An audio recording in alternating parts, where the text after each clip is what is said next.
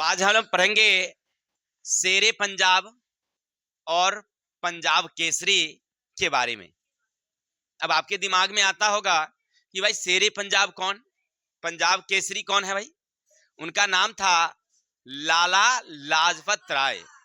भारतीय स्वतंत्रता संग्राम के इतिहास में लाल बाल पाल का नाम आपने सुना ही होगा, नहीं? बंगाल के थे बिपिन चंद्र पाल, पंजाब के थे लाला लाजपत राय और महाराष्ट्र के थे बाल गंगाधर तिलक।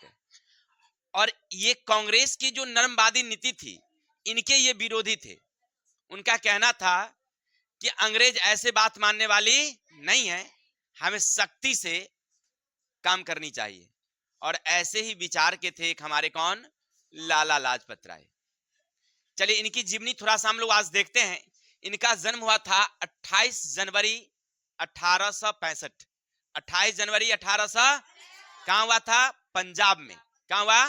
पंजाब में। इनके पिता का नाम था राधा कृष्ण। क्या नाम था? एक सरकारी स्कूल के शिक्षक थे। तो पिता का प्रभाव ना इन पर बहुत पड़ा। और ये उनके पिताजी जो थे, ये जो एग्लो वैदिक हैं, डीएवी यानी कि उनको कहते हैं दयानंद सरस्वती आर्य समाज, इनके बहुत बड़े समर्थक थे।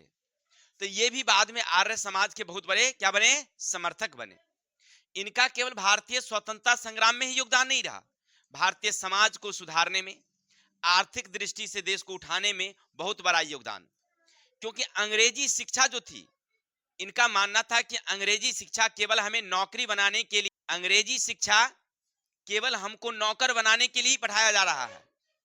इसीलिए इन्होंने मात्र 23 वर्ष की उम्र में, ठीक है ना, लाला मतलब इनके एक मित्र थे लारा हरजन, उनके सहायता से उन्होंने डीएवी स्कूल की स्थापना 1886 में दी। 65-86 लगभग 21 वर्ष का उम्र होगा। तकरीबन 21 वर्ष की उम्र में इन्होंने अपने मित्र की सहायता से क्या कर दिए? डीएवी स्कूल की स्थापना किए, जहां पर भारतीय बच्चों को शिक्षा देकर भारत के देश प्रति प्रेम जो है जगाने की योजना बनाई गई। ठीक है। सबसे पहली बार इन्होंने 23 वर्ष की उम्र में कांग्रेस की अधिवेशन में ये भाग लिए और ऐसा जोशीला भाषण दिया कि कांग्रेस के जितने सदस्य थे इनसे काफी प्रभावित हुए। माने बहुत अच्छे व्यक्ति विचार के थे ये। ठीक है। जब 1905 का बनारस कांग्रेस अधिवेशन हुआ, उनमें इन्होंने कहा कि भारतीयों को अगर आजादी लेनी है, भारतीयों को अगर आजादी लेनी है तो भीख मांगने वाला काम छोड़ देनी चाहिए, अपने पैरों पर खड़ा होना चाहिए। अर्थात हम लोग जो अंग्रेजों से अनुनय विनती कर रहे हैं कि हमें आजादी दीजिए, ऐसा काम हमें नहीं करना चाहिए।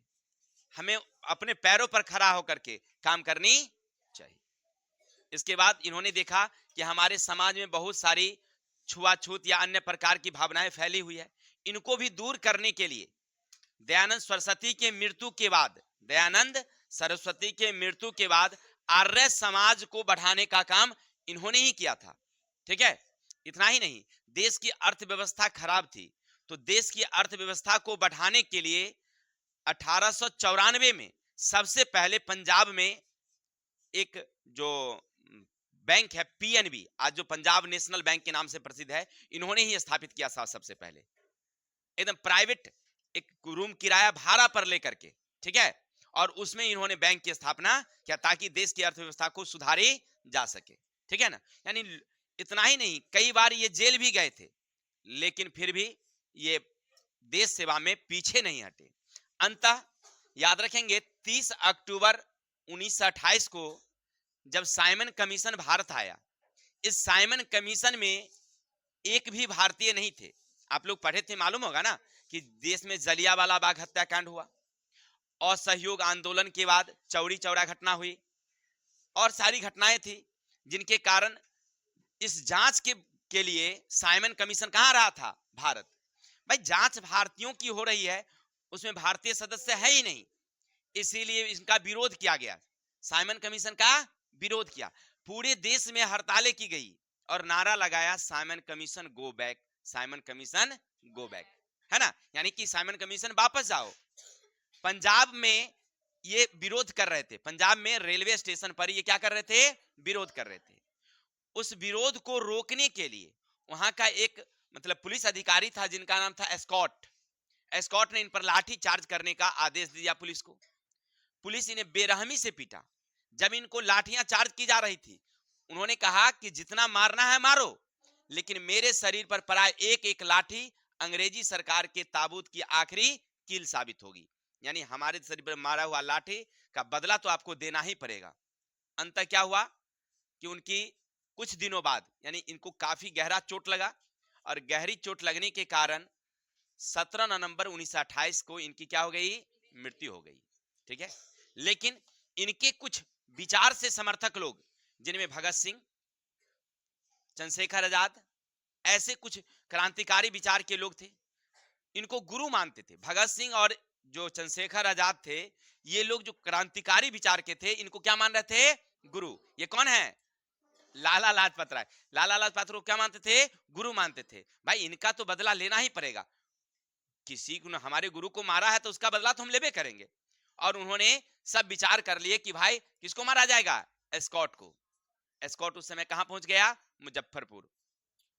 अब इसका बदला लेने का प्रण ले चुके थे, लेकिन गलती, थोड़ी सी चूक हुई। एस्कॉट को मारने की बजाय सैंडर्स मारा गया। कौन मारा गया? सैंडर्स। भगत सिंह ने एक गोली चला दी, जिसमें एस्कॉट तो उस गाड़ी पर था नहीं, था कौन उस पर? सैंडर्स। सैंडर्स क्या हो गया? मारा गया। और सैंडर्स को मार करके इनका बदला ले लिया गया। चलिए, बदला तो ले लिया गया, लेकिन इनकी बलिदान जो है आज भी हमारे देश के लिए सबसे, ये हिंदू महासभा के भी सदस्य बने थे, कांग्रेस के भी अध्यक्ष चुने गए थे 1920 में। जब असहयोग आंदोलन हम लोग शुरू किए हैं, उस समय अध्यक्ष कौन थे कांग्रेस के? 1920 में 1 अगस्त को क्या शुरू किया गया था हमारे देश में? असहयोग आंदोलन। और उस अध्यक्ष का अधिवेशन, मतलब सभा का अध्यक्ष कौन थे? लाला लाजपत राय। इन्हीं की अध्यक्षता में शुरू किया गया था क्या? असहयोग आंदोलन। चलिए, इतनी बात तो समझ गए।